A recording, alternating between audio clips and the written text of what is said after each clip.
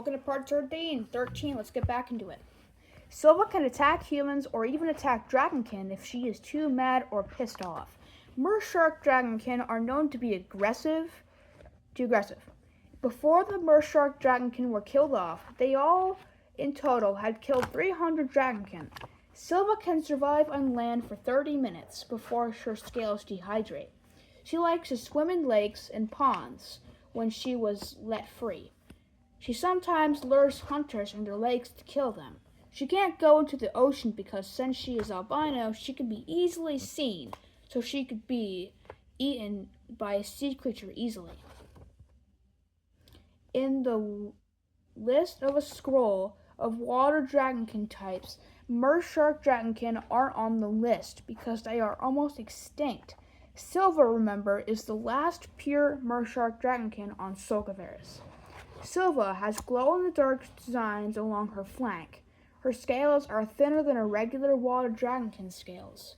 She has a long shark tail with a big shark fin at the end of it. She has one blue scale on her tail, and she gets hunted regularly.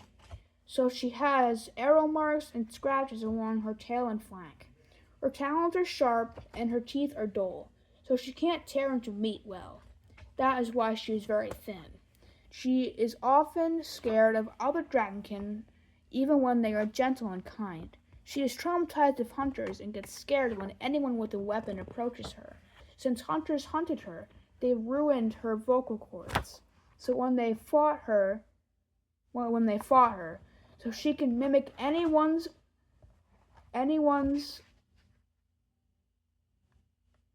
voice of a hunter's loved one's voice.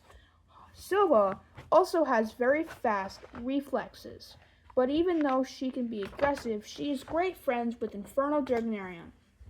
Inferno Durgonarium never growls at her. He approaches her slowly, and Inferno Durgonarium is very kind to her. Alright. Pyria attack. On the night of the year 1235 Cass, the full moon shined its white light on the village of the main castle on Soulcaveris. The king and queen and many dragonkin were celebrating a day the king before Ampdragon became king. Pyria was sealed in Ampdragon, and Ampdragon was tortured in secret by an evil dragonkin who released Pyria, and Pyria attacked the village, destroying everything. The evil dragonkin was executed, and Pyria was sealed inside Inferno, who was 15 at the time. The main castle was destroyed, and pieces were thrown across the lands, each piece landing in the eight each kingdoms.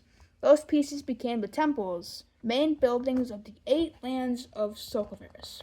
The main castle was rebuilt in 1250 Cass. Ampdragon was mad by this and realized it was a hunter who did this. Theories say it could be the king of the hunters. It's not confirmed if there is a king or leader with the hunters.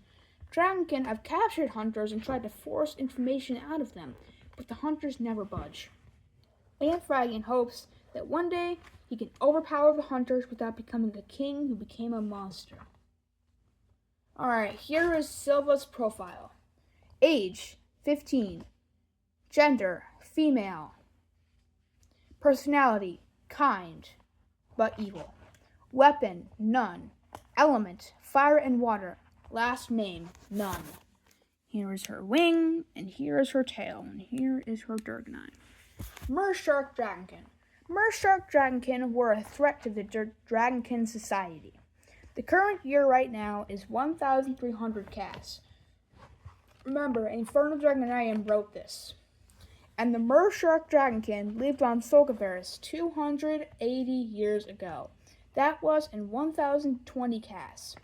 The second to last Mershark Dragonkin was killed in 1288 Cass. Silva was 3 years old at the time. Silva's mom was the second to last Mershark Dragonkin to be killed. But why were the Mershark Dragonkin killed, you may ask? Why were they a threat?